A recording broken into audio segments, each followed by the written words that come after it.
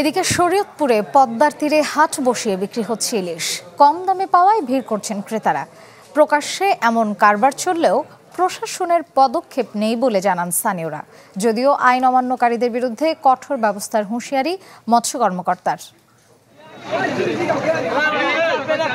ক্রেতা বিক্রেতার হাকডাকে সরগরম শরীয়তপুরের জাজিরার রঞ্জন সোহেল কান্দি গ্রামের পদ্মাপাড়। নিষেধাজ্ঞার মধ্যেই অস্থায়ী হাট বসিয়ে চলছে ইলিশ কেনা বেচা। সংবাদকর্মীদের উপস্থিতি টের পেয়ে এভাবেই সটকে পড়েন জেলেরা। কতবার মাছ ধরেন দিনের মধ্যে? একবারই।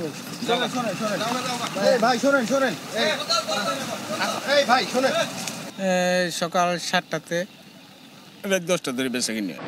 জেলার পদ্মা মেঘনা পাড়ের এসব অবৈধ হাটে ইলিশ বিক্রি হচ্ছে প্রতি কেজি 500 থেকে 2000 টাকায়।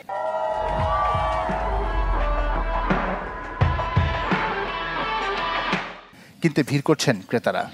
হ্যাঁ আলি 7,000, 7,500 আর 8,000 বড়ডি 450 টাকা কেজি পড়ছে। কতগুলো নিছেন? আমি আর নিছি ভাই 5 কেজি। স্থানীয় বাইরে থেকে এসে ইলিশ বিক্রি করে আবার চলে যায় অসাধু জেলেরা। যেই মাছগুলো ধরতেছে আমাদের এলাকার না, এটি আপনার চেষ্টা সবসময় মাছ বা সাগর অঞ্চলে তারা এদিকে উঠতে মাছ ধরে জায়গা। পুলিশ যখন আসে তখন সরে জায়গা, পুলিশ যখন জায়গা তখন ধরতেছে, এরকমই মানে চুরি করে ধরতেছে। নিষেধাজ্ঞার মানতেছে না তোরা। আপনি দেখেন না এই নিষেধাজ্ঞার ভিতরে কত হাজার হাজার টলার নদীতে আছেন। জেলায় গেল 13 দিনে আটক হয়েছে 58 জেলে।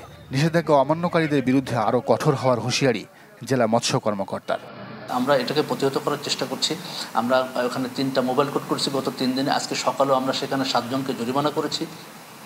পাশাপাশি আমাদের নদীতে এখন কিন্তু জেলেরা নামতে পারছে না। আমাদের নৌ পুলিশ এবং কোস্টগার্ড সার্বিকভাবে সহযোগিতা করছে।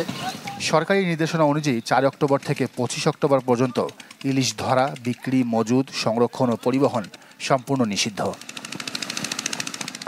Desk report, child 24।